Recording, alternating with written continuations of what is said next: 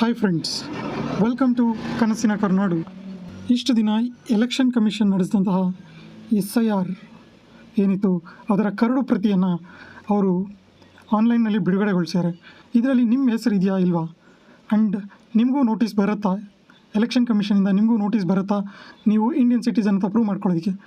1.5 ಕೋಟಿ ಜನರ ಹೆಸರುಗಳನ್ನು ಈ SIR ಪ್ರಕಟಣೆ ಅಂದರೆ SIR ಪ್ರಕಟಿಸಿರುವಂತಹ ಕರಡು ಪ್ರತಿಯಲ್ಲಿ ಈಗಾಗಲೇ ಅವರ ಹೆಸರನ್ನು ಕೈ ಬಿಡಲಾಗಿದೆ ಅಂತ ಹೇಳಿದ್ದಾರೆ. ಸೊ ನಿಮ್ಮ ಹೆಸರು ಆ ಕರಡು ಪ್ರತಿಯಲ್ಲಿ ಅಂದರೆ ಅವರು ರಿಲೀಸ್ ಮಾಡಿರುವಂತಹ ಆ ಮತದಾರರ ಪಟ್ಟಿಯಲ್ಲಿ ನಿಮ್ಮ ಹೆಸರು ಇದೆಯಾ ಇಲ್ವಾ ಅನ್ನೋದನ್ನು ಹೇಗೆ ಚೆಕ್ ಮಾಡ್ಕೊಬೇಕು ಅನ್ನೋದನ್ನು ಈ ವಿಡಿಯೋದಲ್ಲಿ ತಿಳಿಸ್ತಾ ಹೋಗ್ತೀನಿ. And once again welcome back to ಕನಸಿನ ಕರುನಾಡು. ಮತದಾರರ ಪಟ್ಟಿಯಲ್ಲಿ ನಿಮ್ಮ ಹೆಸರು ಇದೆಯಾ ಅಥವಾ ಇಲ್ವಾ ಅನ್ನೋದನ್ನು ಹೇಗೆ ಚೆಕ್ ಮಾಡ್ಕೊಬೇಕು ಅಥವಾ ಮೊಬೈಲಲ್ಲಿ ಯಾವ ರೀತಿಯಾಗಿ ಚೆಕ್ ಮಾಡ್ಕೋಬೇಕು ಅನ್ನೋದನ್ನು ತಿಳಿಸ್ತಾ ಹೋಗ್ತೀನಿ. ಮೊದಲಿಗೆ ಗೂಗಲ್ ಅಂದರೆ ನಿಮ್ಮ ಮೊಬೈಲ್ನಲ್ಲಿ ಗೂಗಲ್ಗೆ ಹೋಗಿ ವೋಟರ್ ECI ಅಂತ ಟೈಪ್ ಮಾಡಿ ಸರ್ಚ್ ಕೊಟ್ಟರೆ ಈ ಥರ ಸಿಟಿಸನ್ ಸರ್ವಿಸ್ ಪೋರ್ಟಲ್ ಅನ್ನೋಂಥ ಒಂದು ವೆಬ್ಸೈಟ್ ಕಾಣಿಸುತ್ತೆ. ಸೊ ನೀವು ಡೈರೆಕ್ಟಾಗಿ ವೆಬ್ಸೈಟ್ ಮೇಲೆ ಕ್ಲಿಕ್ ಮಾಡಿ, ಸ್ವಲ್ಪ ಹೊತ್ತು ಲೋಡ್ ಆಗುತ್ತೆ ತಗೊಳ್ಳೋದಕ್ಕೆ. ಹಾಗೆ ಈ ಥರ ಒಂದು ಇಂಟರ್ಫೇಸ್ ಬರುತ್ತೆ. ಸೊ ಇಲ್ಲಿ ನೀವು ಲಾಗಿನ್ ಮತ್ತು ಬೇರೆ ಬೇರೆ ಆಪ್ಷನ್ಸ್ ಎಲ್ಲ ತೋರಿಸ್ತಾ ಇದ್ದಾವೆ. ನೀವು ಈ ಥರದ ಯಾವುದೇ ಆಪ್ಷನ್ ಅಥವಾ ನೀವು ಲಾಗಿನ್ ಮಾಡೋ ಅವಶ್ಯಕತೆ ಇಲ್ಲ. ಡೈರೆಕ್ಟಾಗಿ ಇದನ್ನು ಸ್ಕ್ರಾಲ್ ಮಾಡ್ತಾ ಬಂದರೆ ಇಲ್ಲಿ ನಿಮಗೊಂದು ಆಪ್ಷನ್ ಕಾಣಿಸುತ್ತೆ. ಸೊ ಎಲ್ಲಿದೆ, ಇಲ್ಲಿ ಡೌನ್ಲೋಡ್ ಎಲೆಕ್ಟ್ರೋಲ್ ಅಂತ ಅದ್ರ ಮೇಲೆ ಕ್ಲಿಕ್ ಮಾಡಿ. ಅದ್ರ ಮೇಲೆ ಕ್ಲಿಕ್ ಮಾಡಿದ್ರೆ ಈ ರೀತಿಯಾದಂಥ ಒಂದು ಇಂಟರ್ಫೇಸ್ ಓಪನ್ ಆಗುತ್ತೆ. ಸೊ ಈ ಇಂಟರ್ಫೇಸಲ್ಲಿ ನೀವೇನು ಮಾಡಬೇಕು, ಇಲ್ಲಿ ಕೊಟ್ಟಿರುವಂಥ ಡೀಟೇಲ್ಸ್ನ ಫಿಲ್ ಮಾಡ್ತಾ ಹೋಗಬೇಕು. ಫಸ್ಟಿಗೆ ಸ್ಟೇಟ್, ನಮ್ಮ ಸ್ಟೇಟ್ ಕರ್ನಾಟಕ ಆಗಿರೋದ್ರಿಂದ ಸೊ ನಾನು ಕರ್ನಾಟಕನ ಸೆಲೆಕ್ಟ್ ಮಾಡಿದ್ದೀನಿ. ಕರ್ನಾಟಕ ಸೆಲೆಕ್ಟ್ ಮಾಡಿ ನೆಕ್ಸ್ಟ್ ಮಿನಿಟ್ಗೆ ಇಯರ್ ಆಫ್ ರಿವಿಷನ್ ಅಂದರೆ ಯಾವ ವರ್ಷದ ಬೇಕು ಅನ್ನೋದನ್ನು ಇಲ್ಲಿ ಕೇಳ್ತಾ ಇದೆ. ಸೊ ನಾವೀಗ ರಿಲೀಸ್ ಮಾಡಿರುವಂಥ ಪಟ್ಟಿನ ನೋಡಬೇಕಾಗಿರೋದ್ರಿಂದ ನಾವಿಲ್ಲಿ 2026 ಅಂತಲೇ ಆಟೋಮೆಟಿಕ್ ಆಗದೇ ಬರುತ್ತೆ. ಸೊ ಅದನ್ನೇ ತೊಗೊಳ್ಳಿ. ನೆಕ್ಸ್ಟು ಇಲ್ಲಿ ಬಂದ್ಬಿಟ್ಟು ರೋಲ್ ಟೈಪ್ ಅಂತ ಇದೆ. ಸೊ SIR ಡ್ರಾಫ್ಟ್ ರೋಲ್ ಅಂದರೆ ಈಗ ಕರಡು ಪ್ರತಿಯನ್ನು ರಿಲೀಸ್ ಮಾಡಿರೋದ್ರಿಂದ ಸೊ ನಾವು ಇದನ್ನು SIR ಡ್ರಾಫ್ಟ್ ಅಂತಲೇ ತೊಗೊಂಡು ಅದೇನು ಬಂದಿರುತ್ತೆ ಅದನ್ನು ಹಾಗೆ ಬಿಡಿ. ಮುಂದೆ ಡಿಸ್ಟ್ರಿಕ್, ನಾನು ನನ್ನ ಡಿಸ್ಟ್ರಿಕ್ನ ಸೆಲೆಕ್ಟ್ ಮಾಡ್ತೀನಿ. ಸೊ ಎಕ್ಸಾಂಪಲ್ ನನ್ನ ಡಿಸ್ಟ್ರಿಕ್ನ ಸೆಲೆಕ್ಟ್ ಮಾಡಿದ್ದೀನಿ. ಅಸೆಂಬ್ಲಿ ಕಾನ್ಸ್ಟಿಟ್ಯೂನ್ಸಿ, ನಾವು ಎಲ್ಲಿ ವೋಟ್ ಹಾಕ್ತೀವಿ ಅಂದರೆ ಯಾವ ಕಾನ್ಸ್ಟಿಟ್ಯೂನ್ಸಿಗೆ ವೋಟ್ ಹಾಕ್ತೀವಿ ಅನ್ನೋದನ್ನು ಸೆಲೆಕ್ಟ್ ಮಾಡೋಕ್ಕೆ ಹೇಳುತ್ತೆ. ಸೊ ನಾನು ನನ್ನ ಕಾನ್ಸ್ಟಿಟ್ಯೂನ್ಸಿನ ಸೆಲೆಕ್ಟ್ ಮಾಡ್ತಾಯಿದ್ದೀನಿ. ಸೊ ನೀವು ನಿಮ್ಮ ಕಾನ್ಸ್ಟಿಟ್ಯೂನ್ಸಿನ ಸೆಲೆಕ್ಟ್ ಮಾಡ್ಕೊಳ್ಳಿ.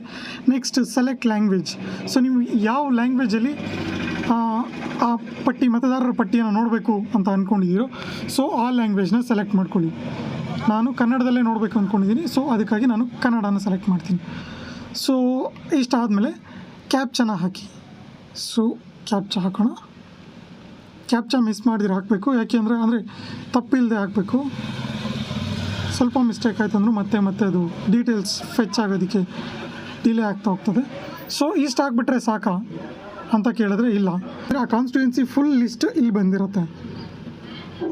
ನೀವು ಎಲ್ಲೆಲ್ಲಿ ಓಟ್ ಹಾಕ್ತೀರಾ ಆ ಕಾನ್ಸ್ಟಿಟ್ಯೂನ್ಸಿ ಫುಲ್ ಆ ತಾಲೂಕಲ್ಲಿ ಎಲ್ಲೆಲ್ಲಿ ನೀವು ಓಟ್ ಹಾಕ್ತೀರಾ ಅದು ಫುಲ್ ಡೀಟೇಲ್ಸ್ ಇಲ್ಲಿರುತ್ತೆ. ಸೊ ನೀವು ಇಲ್ಲಿ ನಿಮಗೆ ಬೇಕಾಗಿರುವಂತಹ ನಿಮ್ಮ ಊರು ನೀವೆಲ್ಲಿ ಓಟ್ ಹಾಕ್ತೀರಾ ಅಲ್ಲದನ್ನು ಸೆಲೆಕ್ಟ್ ಮಾಡಬೇಕು. ಸೊ ಇಲ್ಲಿ ತುಂಬ ಆಪ್ಷನ್ಸ್ ಇರೋದ್ರಿಂದ ನೀವು ನಿಮ್ಮ ಊರ ಹೆಸರನ್ನ ಹಾಕಿ ಸರ್ಚ್ ಮಾಡಿ.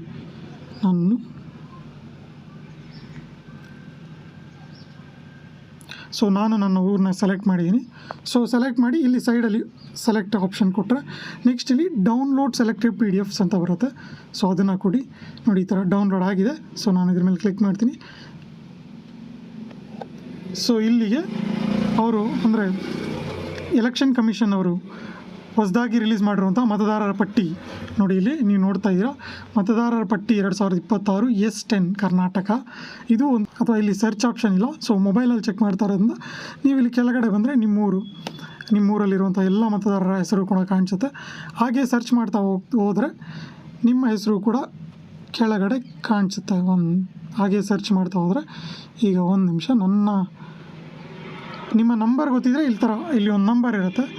ಸೊ ಇಲ್ಲಿ ಈ ಥರ ಇರೋವಂಥ ನಂಬರ್ ಸಿಕ್ತು ಅಂದರೆ ನೀವು ಡೈರೆಕ್ಟಾಗಿ ಅಲ್ಲಿಗೆ ಹೋಗಿ ಅಂದರೆ ನಿಮ್ಮ ನಂಬರ್ ಗೊತ್ತಿತ್ತು ಅಂದರೆ ಡೈರೆಕ್ಟಾಗಿ ಹೋಗಿ ಕಾಣಿಸುತ್ತೆ. ಹಾಗಿಲ್ಲ ಅಂದರೆ ನೀವು ಒಂದೊಂದಾಗಿ ಹುಡುಕ್ತಾ ಬರಬೇಕಾಗುತ್ತೆ. ಸೊ 235 ಸೊ ನಮ್ಮದು ನನ್ನ ಮತದಾರ ನನ್ನ ಹೆಸರು ಇಲ್ಲಿದೆ. ಸೊ ಈ ರೀತಿಯಾಗಿ ನೀವು ನಿಮ್ಮ ಹೆಸರನ್ನು ಮತದಾರರ ಪಟ್ಟಿಯಲ್ಲಿ ಇದೆಯಾ ಅಥವಾ ಇಲ್ವಾ, ಎಲೆಕ್ಷನ್ ಕಮಿಷನಿಂದ ನಿಮಗೆ ಯಾವುದಾದ್ರೂ ನೋಟಿಸ್ ಬರೋ ಸಾಧ್ಯತೆ ಇದೆಯಾ ಅಥವಾ ಇಲ್ಲ ಅನ್ನೋದನ್ನು ಚೆಕ್ ಮಾಡ್ಕೊಬೇಕು. ಸೊ ಈ ಥರ ಹೆಸರು ಇಲ್ಲ ಅಂದರೆ ಅವರು ಎಲೆಕ್ಷನ್ ಕಮಿಷನ್ ಕಡೆಯಿಂದ ನಮ್ಗೆ ನೋಟಿಸ್ ಬರುತ್ತೆ. ಸೊ ಅದಕ್ಕೆ ನಾವು ಪ್ರತ್ಯುತ್ತರವಾಗಿ ನಾವು ಇಲ್ಲಿನವರೇ ಅನ್ನೋದನ್ನು ಕೆಲವೊಂದಿಷ್ಟು ಡಾಕ್ಯುಮೆಂಟ್ಸ್ನೊಂದಿಗೆ ಸಬ್ಮಿಟ್ ಮಾಡಬೇಕಾಗುತ್ತೆ. ಸೊ ಅದನ್ನು ಮುಂದಿನ ವೀಡಿಯೋಗಳಲ್ಲಿ ತಿಳಿಸ್ತಾ ಹೋಗ್ತೀನಿ. ಸೊ ಮಾಹಿತಿ ಇಷ್ಟ ಆಗಿದರೆ ದಯವಿಟ್ಟು ಲೈಕ್ ಮಾಡಿ, ಸಬ್ಸ್ಕ್ರೈಬ್ ಮಾಡಿ, ಶೇರ್ ಮಾಡಿ ಅಂತ ಹೇಳ್ತಾ ಥ್ಯಾಂಕ್ ಯು ಫಾರ್ ವಾಚಿಂಗ್.